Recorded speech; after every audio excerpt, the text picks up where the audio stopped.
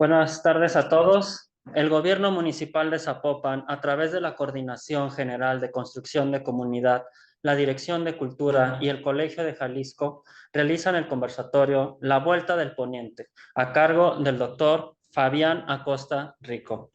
Pueden seguir la transmisión a través de las redes sociales de Cultura Zapopan y del Colegio de Jalisco, donde pueden hacer sus comentarios o preguntas acerca del tema. Sean todos y todas bienvenidos a este conversatorio. A continuación, me permito presentar al doctor Fabián.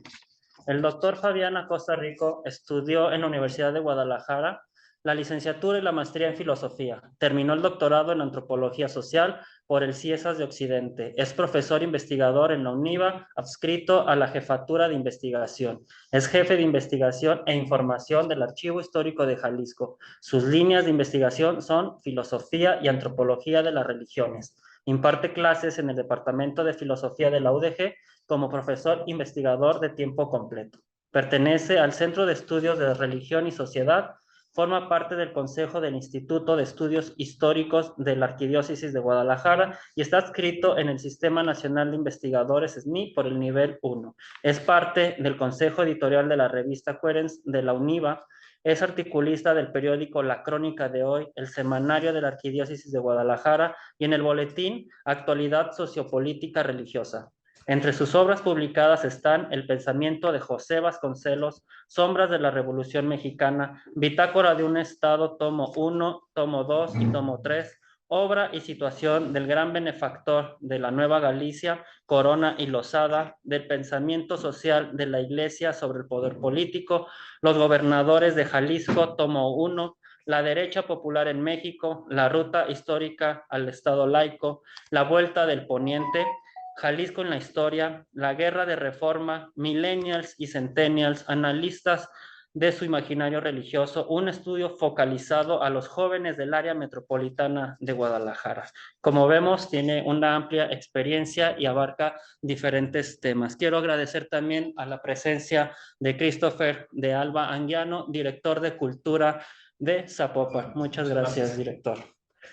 A continuación, cedo el uso de la voz al doctor Fabián Acosta Rico para que nos hable un poco acerca de la Vuelta del Poniente, esta travesía de los españoles y también de cómo tuvieron los miembros neogallegos que apoyaron arduamente a esta travesía interoceánica y que fueron las primeras rutas internacionales, si podemos llamarlas así, o globales, ¿no? De comercio que veremos con mayor profundidad. Adelante, doctor, por favor. Sí, antes que nada, un agradecimiento por la invitación.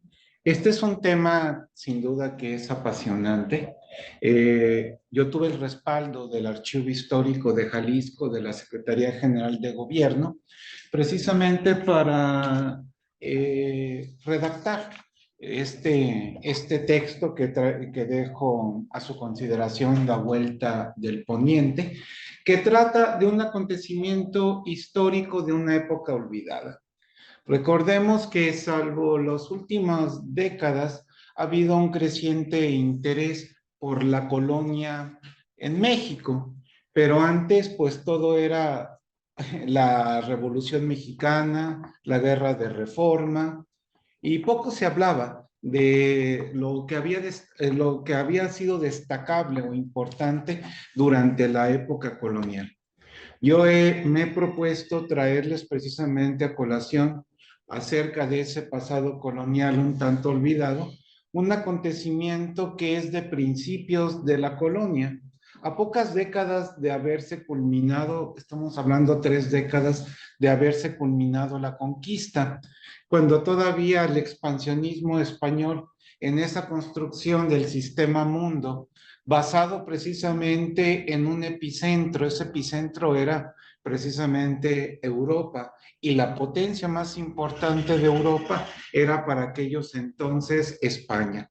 España estaba trazando rutas marítimas a lo largo y ancho precisamente del mundo, y esto es precisamente de lo que trata La Vuelta del Poniente.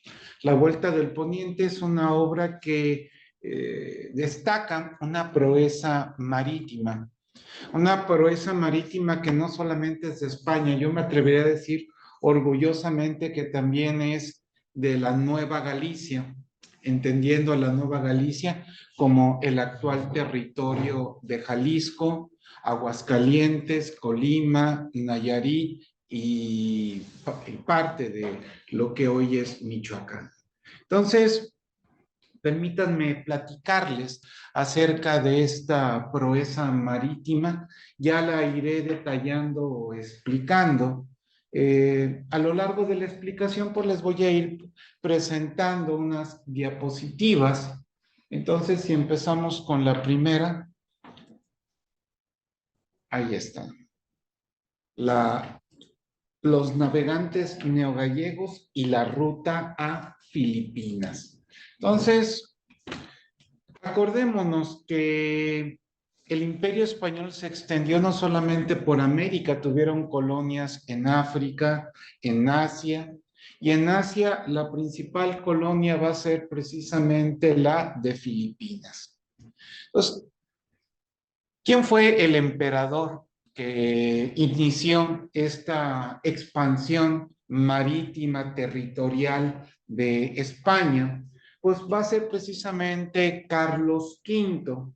Acordémonos que en aquellos entonces había dos potencias católicas en una Europa que se decantaba por el protestantismo, una Europa que veía emerger a potencias marítimas no católicas como Inglaterra y posteriormente, a la vuelta de un siglo, la propia Holanda. Pero los dos emperadores, bueno, el emperador y el rey, que sostenían al catolicismo en esta embestida precisamente del protestantismo, eran por un lado Carlos V y Manuel I, también conocido como el navegante. Estos dos reyes, bueno, emperador y rey, pactaron precisamente con la iglesia.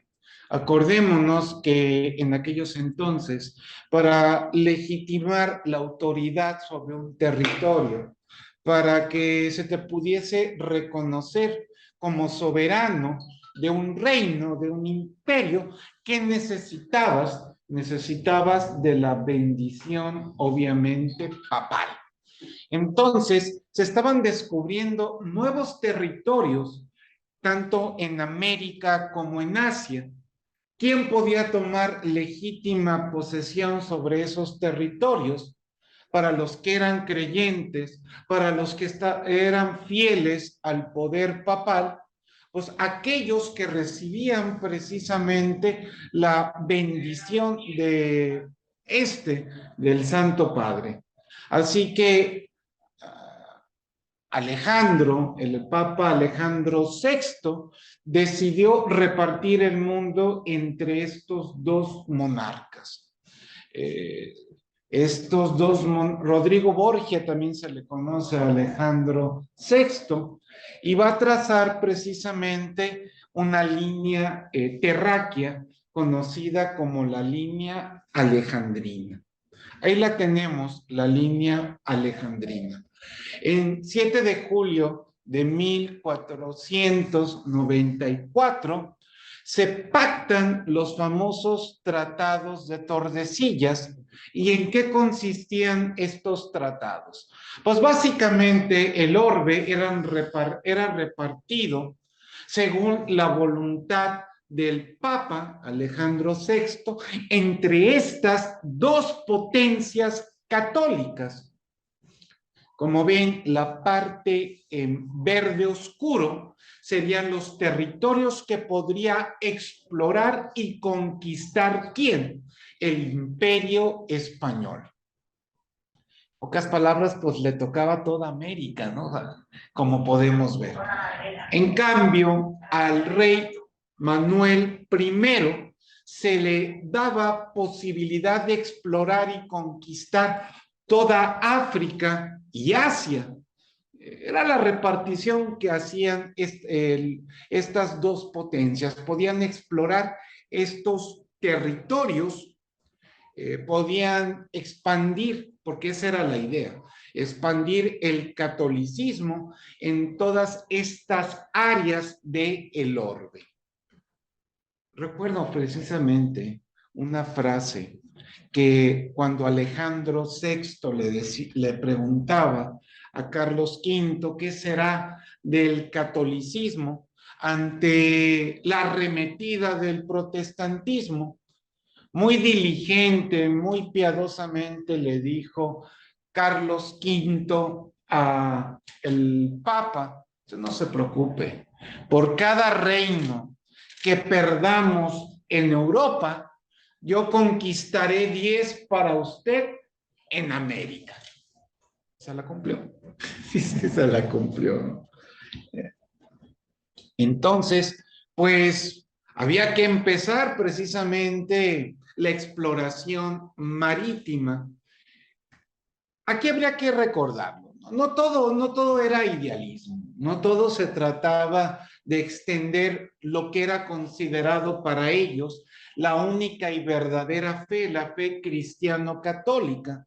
Aquí también había un interés económico, ¿no? Un interés político. Entendamos que los nuevos territorios descubiertos y que caían bajo la égida lusitana o española prometían grandes riquezas. Una de esas principales riquezas, para que lo valoren a la hora de que abran su alacena y encuentren ahí los frascos de tomillo, de clavo, de pimienta, de cardamomo, algo que era muy apreciado en la Europa renacentista eran precisamente las especias. Hay que ponerlo en términos culinarios. Imagínense, la cocina, la gastronomía europea medieval era sumamente monótona, insípida.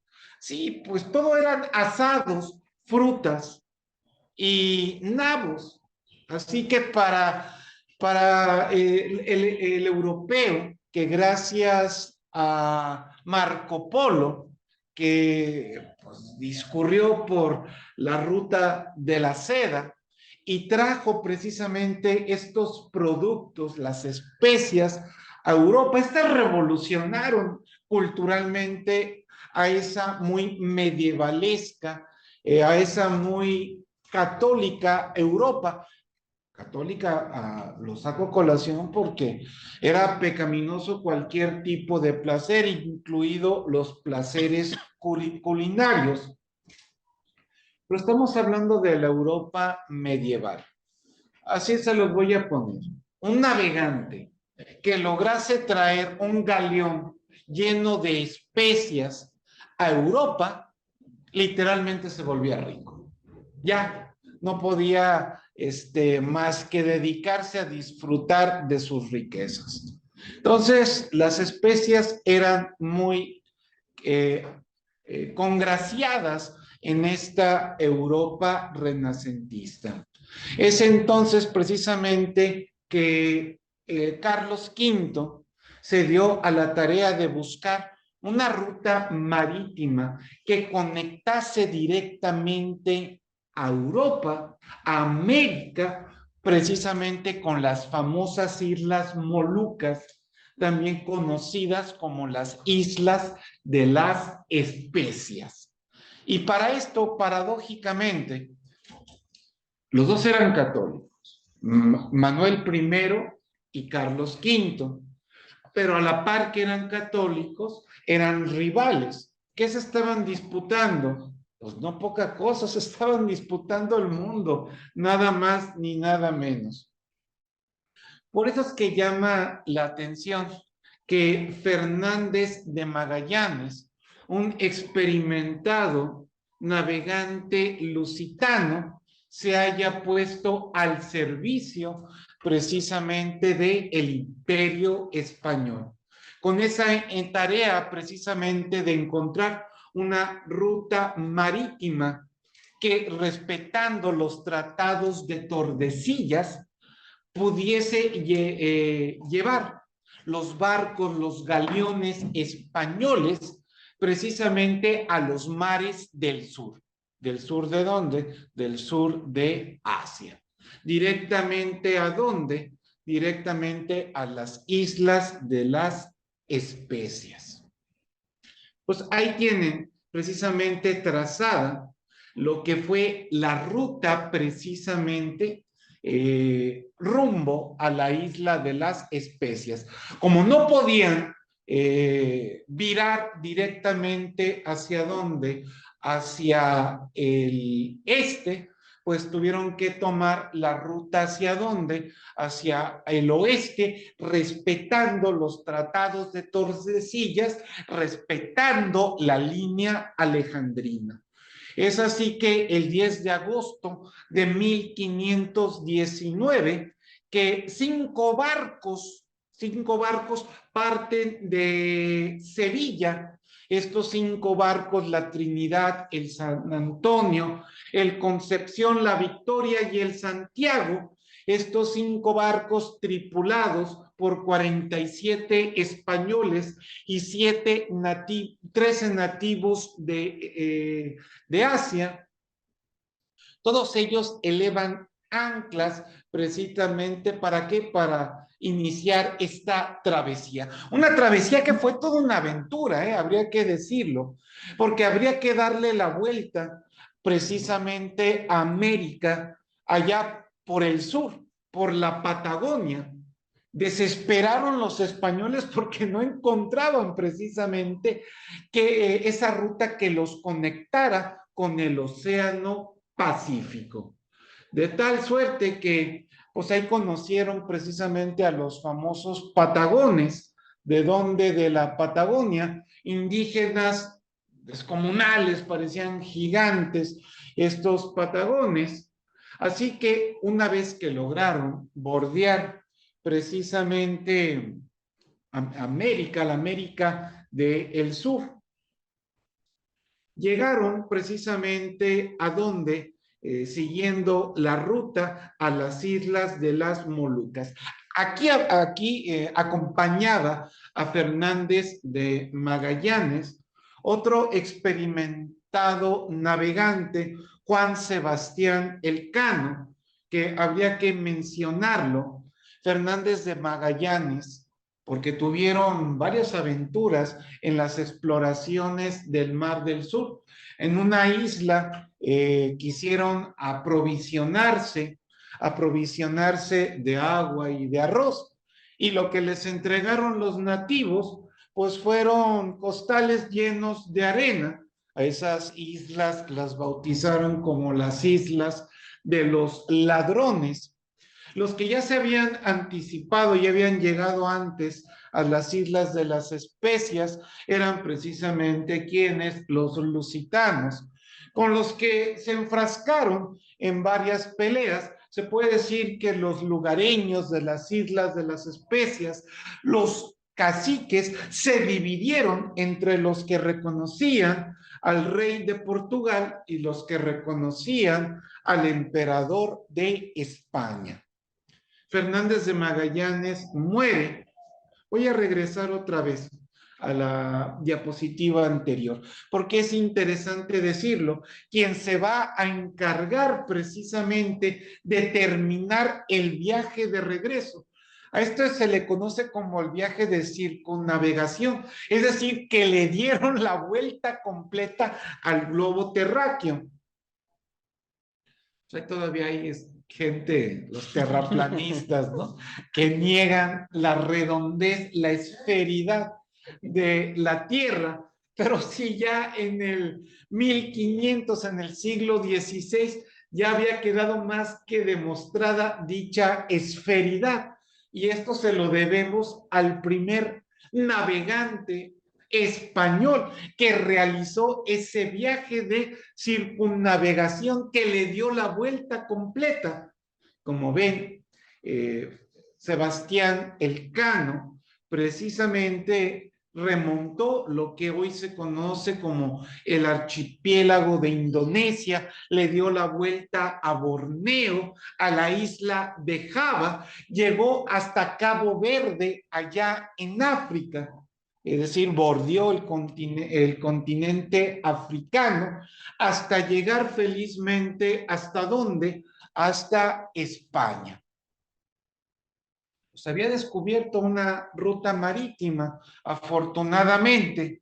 Es entonces, a ver, ahora sí me regreso a la diapositiva.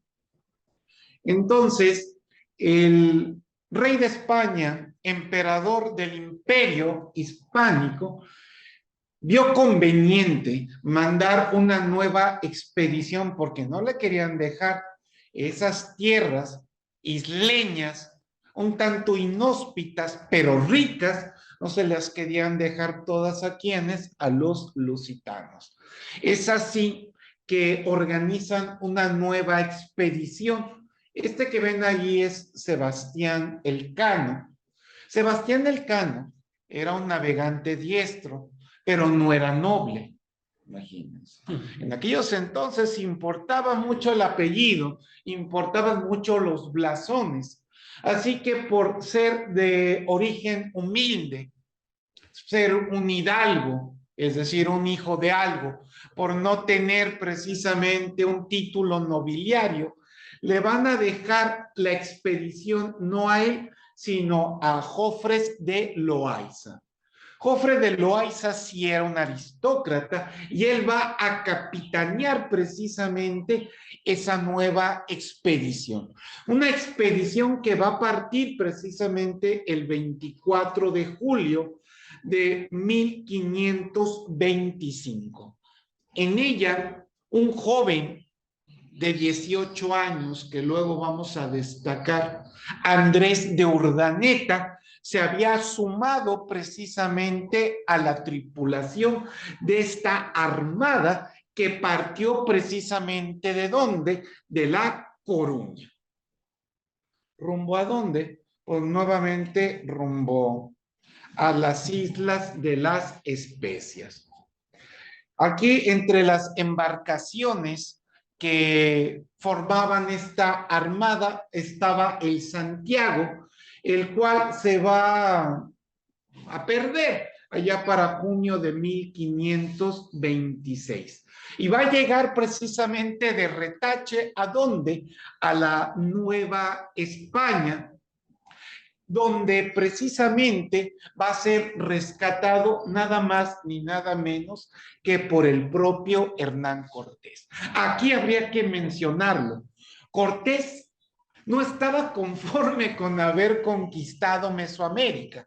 Cortés no estaba conforme con las riquezas que podía expoliarle al antiguo imperio o cacicazgo mexica. Él también tenía la intención de seguir su ruta exploratoria y de conquista ¿hacia dónde? Hacia Asia.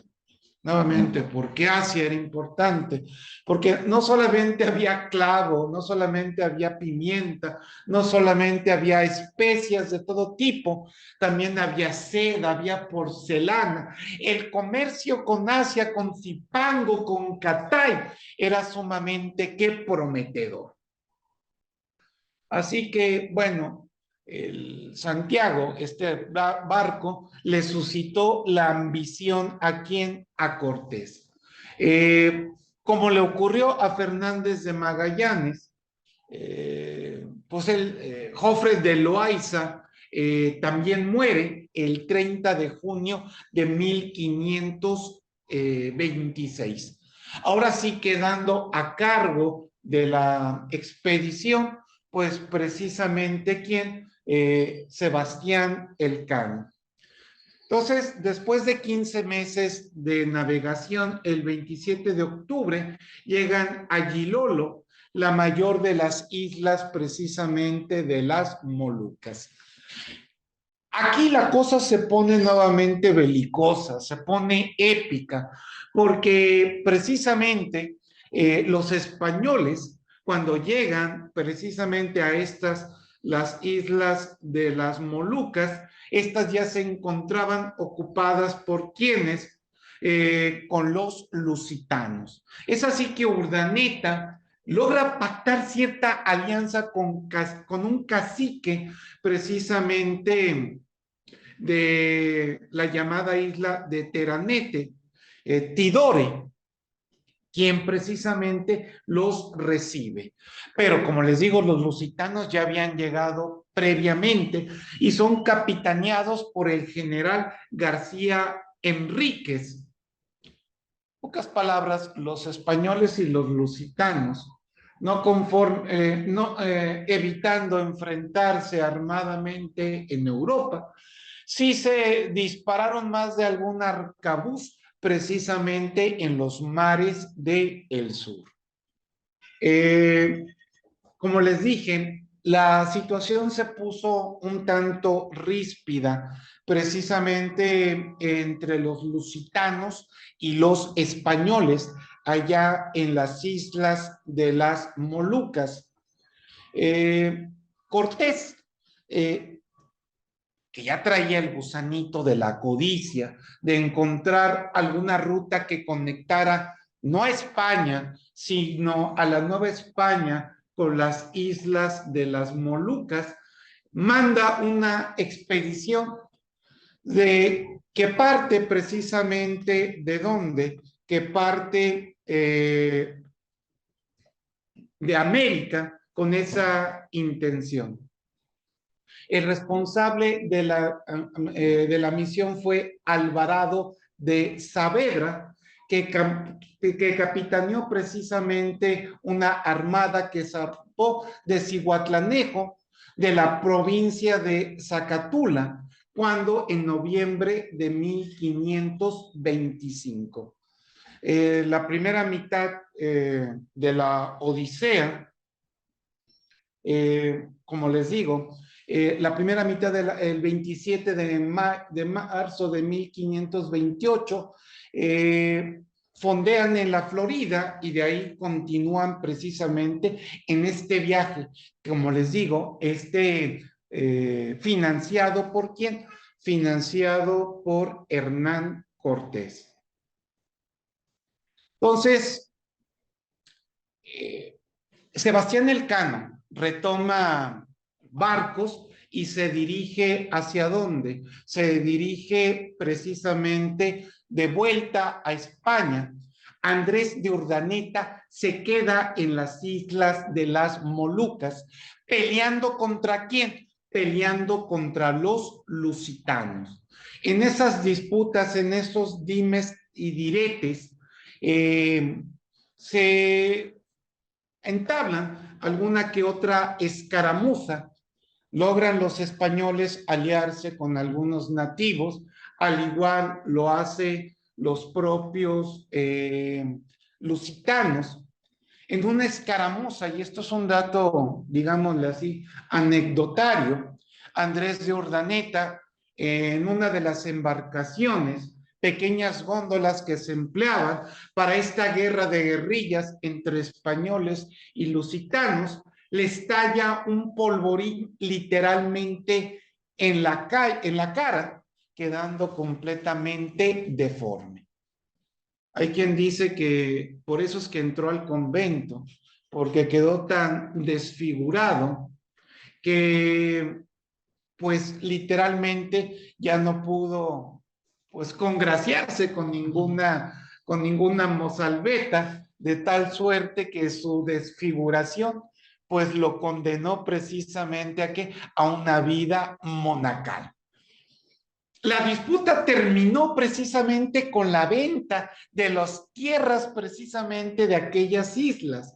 Gonzalo de Pereira, un enviado precisamente de la corona española, le dijo precisamente a estos valientes soldados: ya dejen precisamente de estarse peleando entre ustedes. España cede estos territorios ¿a quiénes? A los lusitanos. Esto le cayó en el corazón ¿a quién? Andrés de Urdaneta, pues simplemente había quedado deforme en aquellas escaramuzas. Entonces, llevaron para el rey una relación de lo ocurrido en las Molucas, redactada por Hernández de Torre. Urdaneta zarpó de Cochín el 12 de enero de 1536 en la nao San Roque, y precisamente el 30 de marzo llega a Cabo de Buena Esperanza y retorna ¿a dónde? Retorna a España. Ahí es donde conoce precisamente a otro de los importantes conquistadores, al conquistador de Guatemala, al perpetrador de la famosa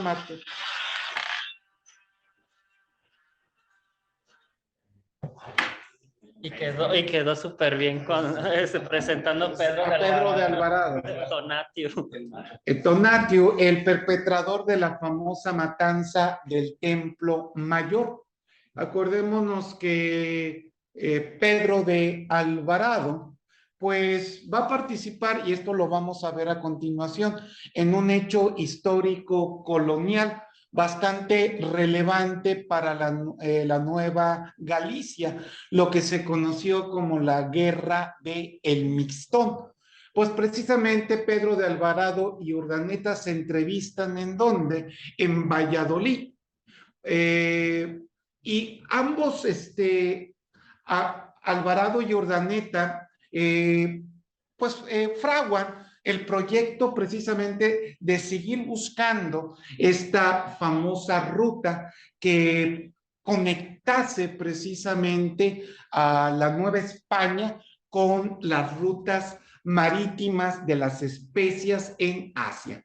Es así que parte de Sevilla en octubre de 1538 parten estos dos, con la desfortuna precisamente para Pedro de Alvarado, que cuando llegan precisamente a las costas precisamente de la Nueva Galicia, pues ya se habían levantado Tenamastli en armas.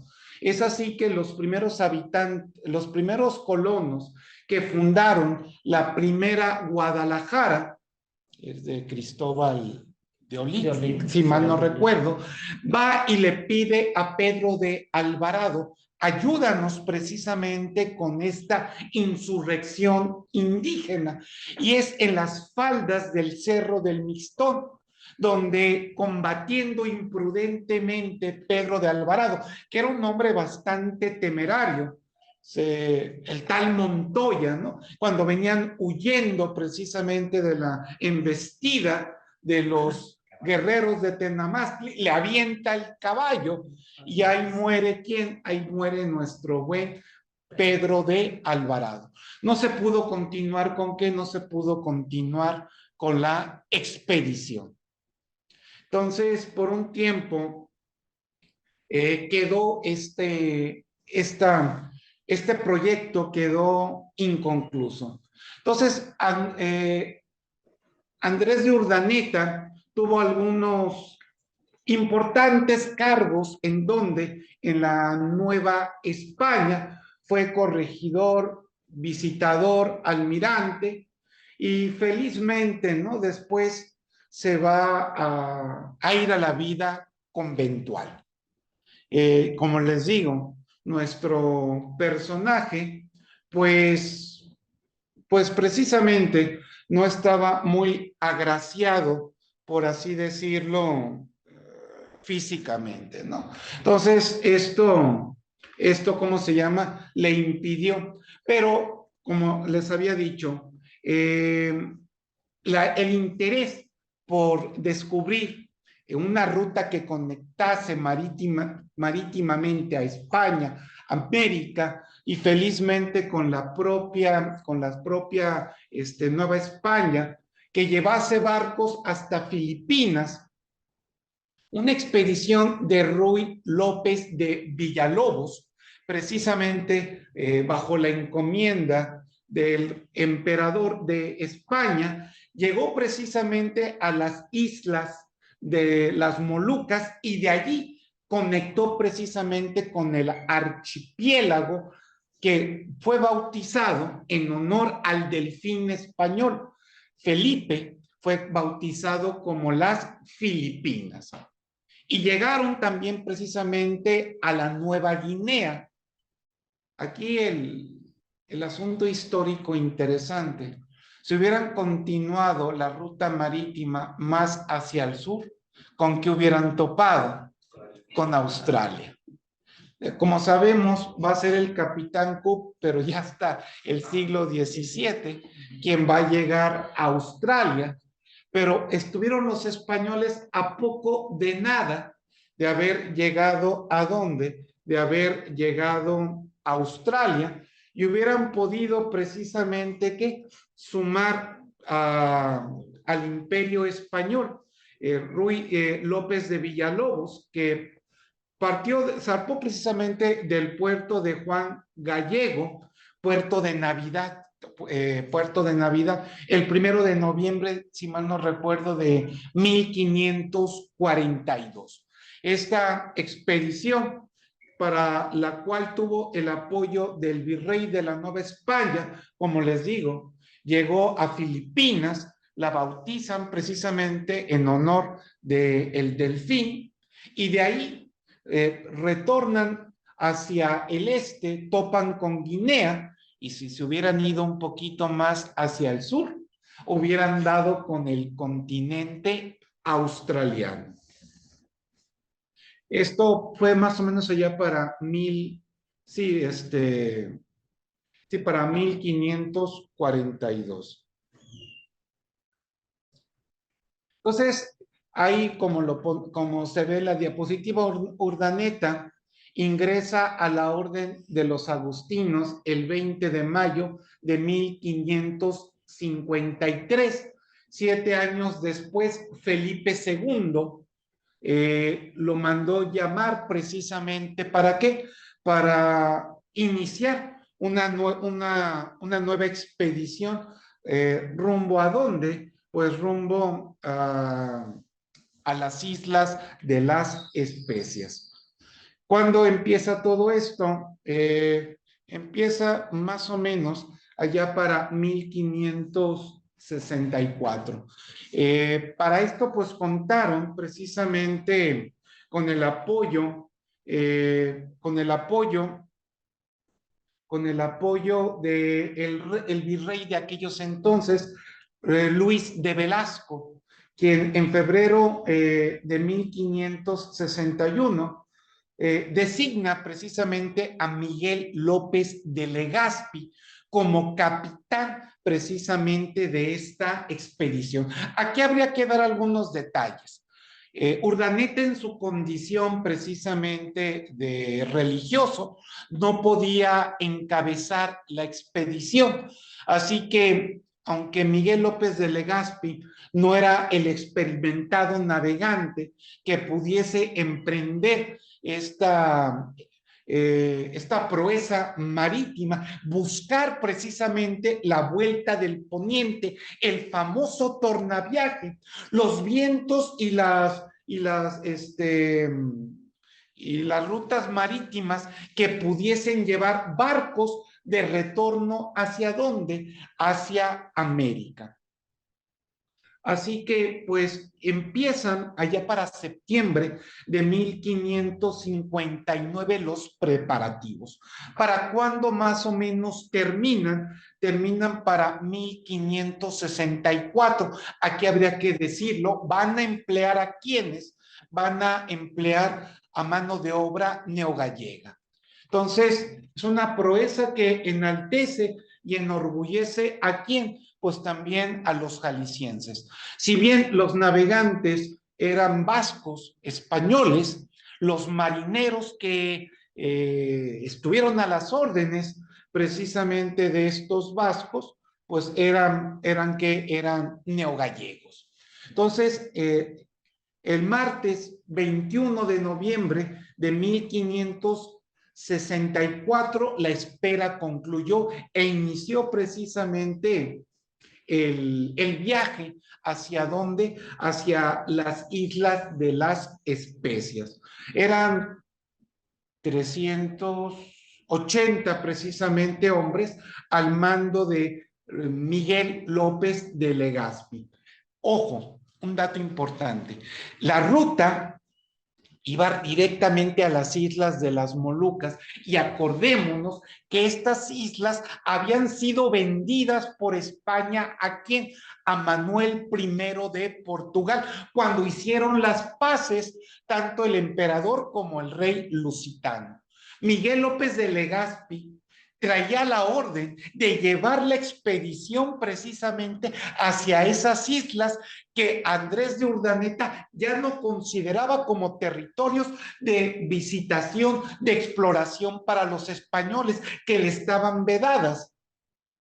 Eso no se lo advirtieron a quién, a Andrés de Urdaneta. Cuando ya estaban los barcos en alta mar, abren las órdenes del emperador. Y es donde Urdaneta se da cuenta que lo han burlado. Él había quedado deforme en esa vendetta que tuvieron en las islas de las Molucas, lusitanos y castellanos. Él había jurado respetar precisamente la palabra del rey, en aquellos entonces el emperador Carlos V. Pero su hijo, Felipe II, pues no había respetado esos tratados. Habría que mencionarlo, que esta expedición fue muy mexicana. ¿Por qué razón? No solamente porque iban marinos neogallegos, sino también porque uno de los pendones de la expedición era la Virgen de Guadalupe. Es decir, a la Virgen del Tepeyac se habían encomendado precisamente los navegantes neogallegos. Para el 1 de diciembre, acordémonos que partieron en noviembre, se pierde una de las primeras naves, cosa que es, pues ya era de rigor. En Navegantes de Indias, precisamente Enrique Martínez señala precisamente que era muy fácil perderse en estas expediciones, era muy fácil quedar en la calma chicha, se te agotaban los suministros o las ratas los depredaban y hasta terminaban como en los, ¿cómo se llaman estos de los Andes? Los sobrevivientes de los Andes, pues terminaban cometiendo actos canibalescos. La Sociedad de la Nieve, ahora rebautizada por Netflix. Entonces, pues el primer barco se les pierde precisamente el San Lucas, una pequeña embarcación de no más de 20 tripulantes. Ahí tienen la ruta que siguieron precisamente los hombres, los marineros de Andrés de Urdaneta y de Miguel López de Legazpi. El 10 de enero vieron una isla habitada solamente por pájaros, cosa que no fue de mayor relevancia. Días después se toparon con los famosos jardines de Ruy López de Villalobos. De ahí partieron hacia la isla de los ladrones. ¿Se acuerdan que en esa isla, le llaman de los ladrones, les dieron arena a cambio del oro, ¿no? Pensaban que habían comprado arroz y terminaron llevándose únicamente arena. Arribaron precisamente en Leyte después. El capitán Miguel López de Legazpi va a trabar amistad con Maletic, el cacique precisamente de esa isla. Ahí se van a volver a reaprovisionar y ya para abril, recordémonos que esto empezó en noviembre, dan con la isla de Bol. Dan con la isla de... Ay, no supe poner el vibrador. Entonces, el 27 llegan ya felizmente a Cebú. Ahí donde llegan felizmente a Cebú, donde el Aja o el cacique Tupas Le ofrece también aprovisionar a Miguel López de Legazpi, y esto lo hacen a través precisamente de un intérprete, Jorge de Pacheco. Pues ya para el 1 de junio de 1565 se va a dar precisamente la proeza. Legazpi le ordena felizmente a Andrés de Urdaneta que haga los preparativos convenientes para buscar precisamente esa ruta, esos vientos que puedan llevar un barco precisamente de dónde, de Zipango, de Catay, de las Islas de las Especies, lo puedan regresar a la Nueva España. Entonces, ¿parten cuándo? Parten el 1 de junio de 1565. Para encontrar los vientos favorables, tuvieron que subir hasta la latitud 36, más o menos. Sí, ahí como se ve la latitud al 36 grados, después de 118 años de navegar. Se puede decir que muchos de los expedicionarios de Andrés de Urdaneta, al que le tocó precisamente esta proeza, murieron por enfermedad durante el trayecto, otros atacados por nativos. Ya felizmente, no creo que al final solamente sobrevivieron 26 navegantes.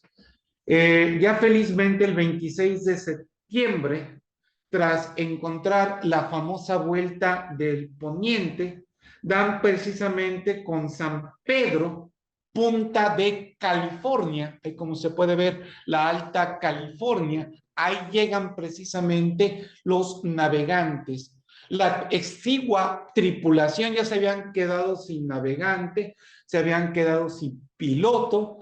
Literalmente estaban, ahora sí, 26 hombres haciendo esfuerzos desesperados para poder llevar el barco a feliz puerto.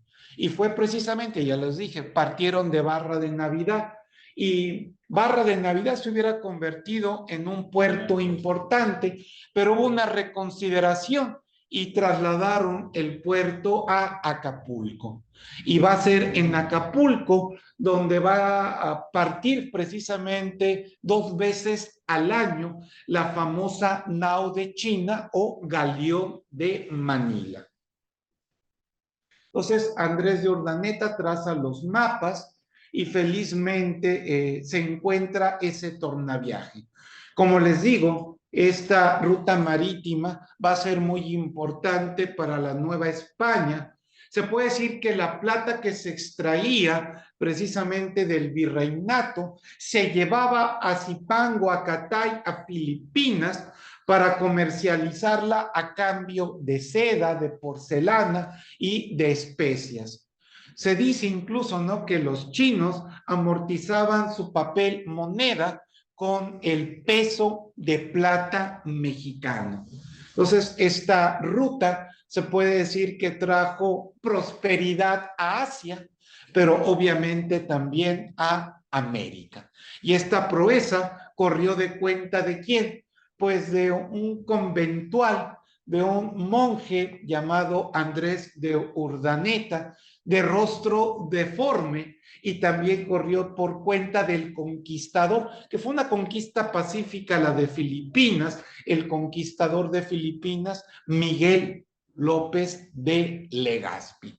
Pues con ustedes la ruta del poniente. Voy a hacer un pequeño comercial para quien le interese adquirir el libro de la ruta del poniente, pues no se vende. Yo gratuitamente lo obsequio en el Archivo Histórico de Jalisco, que para mayores referencias se encuentra por prolongación Alcalde, en la unidad administrativa, enfrente del CODE Jalisco. Ahí está el edificio donde se sacan las actas de nacimiento. Yo estoy en el 4º piso, pregunten por el doctor Acosta si les interesa leer la historia completa, y yo sin ningún problema, pues con la única condición de que visiten el archivo y hagan un recorrido, por lo menos yo les regalo el libro. Muchísimas gracias al Ayuntamiento de Zapopan por haberme invitado.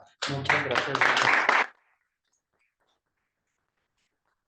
Pasamos a nuestra sección de preguntas y comentarios, preguntas de aquí del público, y también las personas que nos estén viendo vía remota pueden hacer sus preguntas o sus comentarios en el chat y nosotros con mucho gusto se los pasaremos al doctor. Entonces comenzamos las personas que estamos aquí en la sala. Adelante. Muchas gracias, Saxa. Felicidades, doctor. Muy padre la exposición. Qué padre que haya empezado desde el nacimiento de esta idea. Yo tengo dos preguntas por el momento. Que uno, digamos, se conoce que esta es la primera intención de la globalización en todo, bueno, del desarrollo de la humanidad como lo conocemos. ¿Así es? Sí, de hecho hay un autor muy recomendable, se llama Wallenstein, que habla del sistema mundo. Y él precisamente precisa que lo que llamamos capitalismo, el capitalismo temprano, también conocido como mercantilismo, no inició con Inglaterra, menos con los estadounidenses. Se puede decir que los protocapitalistas que crearon este sistema mundo fueron los españoles y los lusitanos. Entonces, esta idea de conectar todos los continentes del mundo, de crear todo un sistema económico global, que hoy pues nos es muy familiar precisamente con nuestro capitalismo ya tardío y nuestra posmodernidad. Esto inició precisamente en donde inició en España, inició con los navegantes tanto lusitanos como españoles. Y habría que decirlo, ¿no? En este sistema mundo, el epicentro, el corazón de este pasó de ser China, pasó precisamente a Europa y en particular, al menos durante el siglo XVI, España y Portugal. Ya después se va a desplazar el epicentro de este sistema mundo a Inglaterra y ya felizmente, ya para épocas más actuales, pues a Estados Unidos. Y la segunda pregunta, bueno, la nao de China es la que ya embarcada desde Acapulco a Filipinas. Sí. Pero ¿cuál es el nombre de la primera nave que se construye? Bueno, se dice que la laguna de Barra Navidad era un astillero. Sí. Estaba la cruz del astillero y todo el rollo. ¿Cómo se llama la nave que zarpa la primera expedición? Que justo llega y puede, bueno, no sé si es la misma que la que retorna. Sí, el barco donde iba precisamente Andrés de Urdaneta, junto con sus tripulantes, es la San Pablo, se llama. San Pablo. San Pablo. Ah. Es la San Pablo. San Pablo, ok. Y, bueno, perdón si me permiten otro. Adelante. Moderador, soy moderador. Adelante. Nosotros siempre hablamos, digamos, nosotros tenemos un monumento que son las águilas. Iba a preguntar esto también. Iba a preguntar eso. Que hablan justamente de esta expedición que Fray Andrés de Urdaneta, López de Legazpi, que tenemos un hermanamiento con Filipinas y que dicen que hay una esculturas igual allá en Filipinas de las águilas, o es como la esquela que está en Barra Navidad. Es una esquela. Es la esquela. Es la esquela, sí. Sí, okay. yo tenía pensado que eran las esculturas de las águilas. No, es una esquela. Y, digamos, aquí queremos muy poco de los zapopanos, sabemos que tenemos, pues esta es las águilas es la puerta hacia la costa sur de Jalisco, sí. Así le llamamos. Y la ruta, que es la carretera 80, es la ruta Manila, porque se supone que desde Atemajac de Brizuela, en ese entonces, Atemajac de las Tablas, llevaban la madera hacia el astillero para construir estas naves. Pero también creo hay ciertos municipios que me parece que participaron en toda esta hazaña, como Casimiro Castillo, Autlán, La Huerta, Villa de Purificación, bueno, Villa de Purificación, que era en ese entonces casi toda la región. Y Cihuatlán, ¿qué tanto sabe de los municipios de la región costa, cómo participaron para apoyar esta 5 años se tardaron. 5 años se tardaron en realizar todos los preparativos y tuvieron, a través del régimen del repartimiento, lograron reclutar mano indígena. Bajo el repartimiento, los indígenas tenían la obligación de trabajar solamente a cambio del agua y del pan a los españoles. Entonces, sí, ellos, por eso podemos decir que esta empresa, pues no solamente es española, porque gracias a los buenos litigios de Luis de Velasco, el virrey, pues se lograron conseguir los recursos, porque España no le metió un centavo a la expedición, fueron con recursos del virreinato y con mano de obra neogallega, y sobre todo mano de obra indígena, y fueron también los marineros que acompañaron a Urdaneta y a Legazpi, también fueron neogallegos. Entonces, esta expedición se logró gracias a las materias primas de la Nueva Galicia, al financiamiento de la Nueva España y al esfuerzo de los neogallegos y a la pericia, al expertise navegante de quien, de Urdaneta, sobre todo, ¿no? Él es el héroe de esta aventura.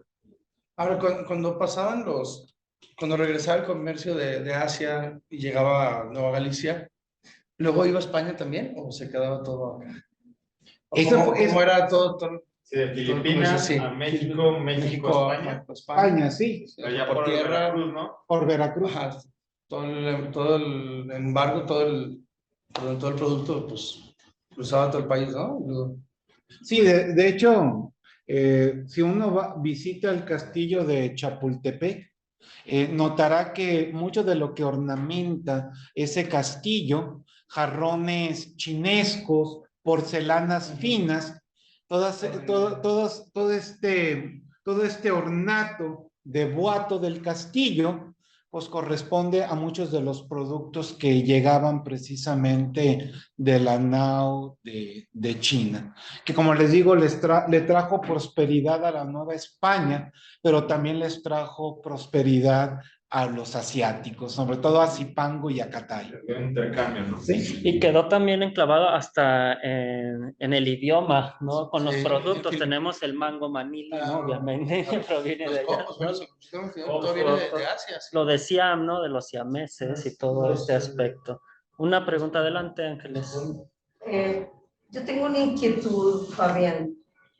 En Pátzcuaro existe la aduana, el edificio de la Real Exaduana de la época virreinal. Esta área recibía también mercancías de la nao de China.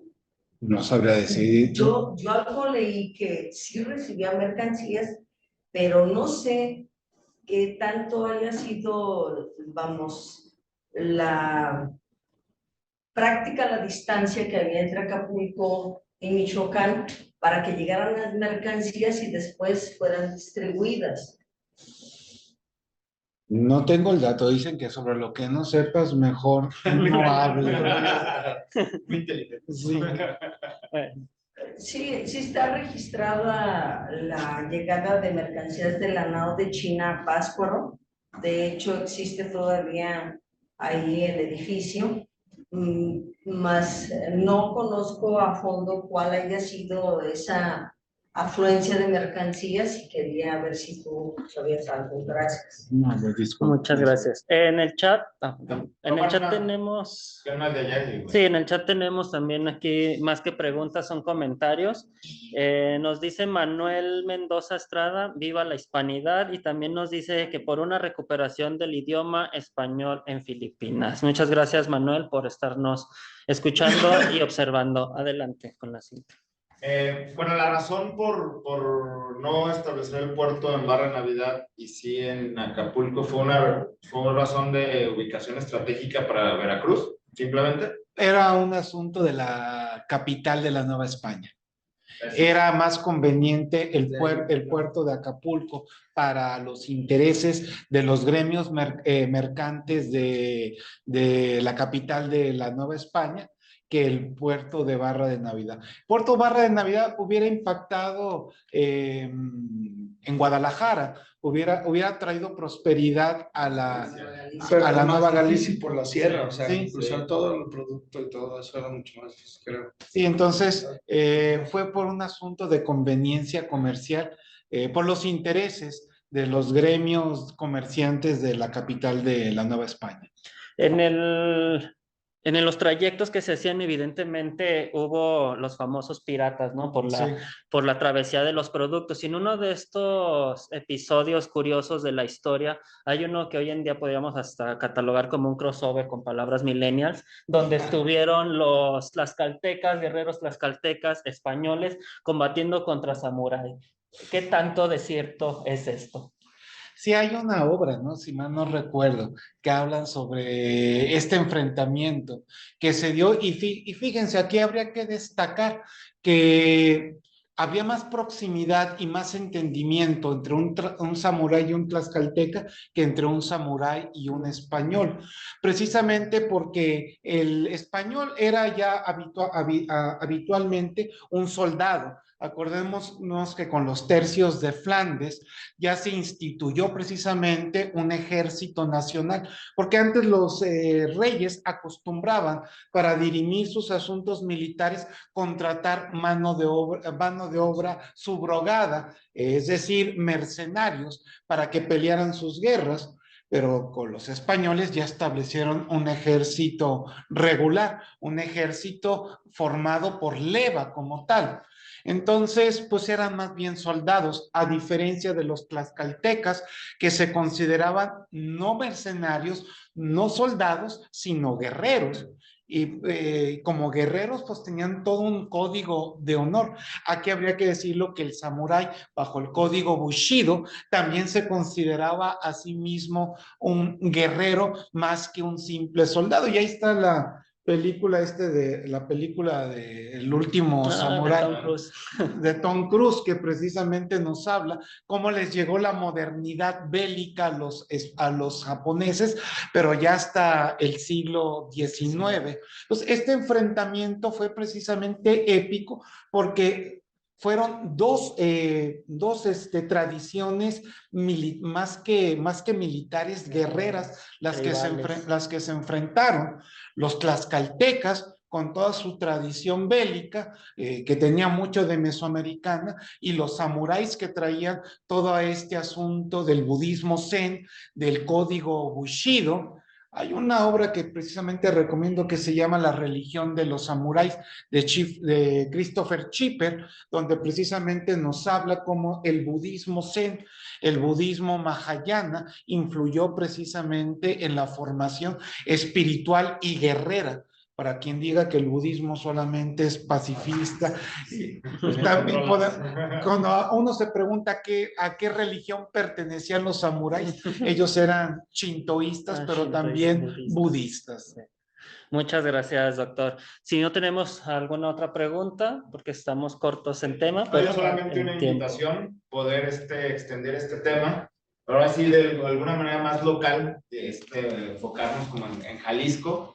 Digamos, cómo era el puerto de Barra Navidad antes de hacer la expedición, cómo cambia el regreso y todos los productos que se quedan aquí, como el mango Manila, el limón, el coco, y la relación y la vinculación que tenemos más allá de lo que comprendemos y sabemos entre los mexicanos y los filipinos. Sí, eso daría para una nueva investigación. Nos lo llevamos de tarea. Sí, y todo está la invitación para que nos ayude a difundir esta información y que más gente del estado de Jalisco y todos los 125 municipios podamos conocer más este vínculo que tenemos con ahora sí hermanos filipinos. Muy bien, gracias. Bueno, muchas gracias por el favor de su atención. Les recuerdo que el conversatorio Zapopan se lleva a cabo todos los martes últimos de mes a las 18 horas. Cada edición se aborda un tema diferente en el cual se expone la riqueza cultural del país, del estado y del municipio. Para estar enterado de los próximos temas, los invito a seguir las redes sociales de Cultura Zapopan y del Colegio del Jalisco, donde encontrarán las actividades que se realizan. Buenas noches y hasta pronto. Gracias.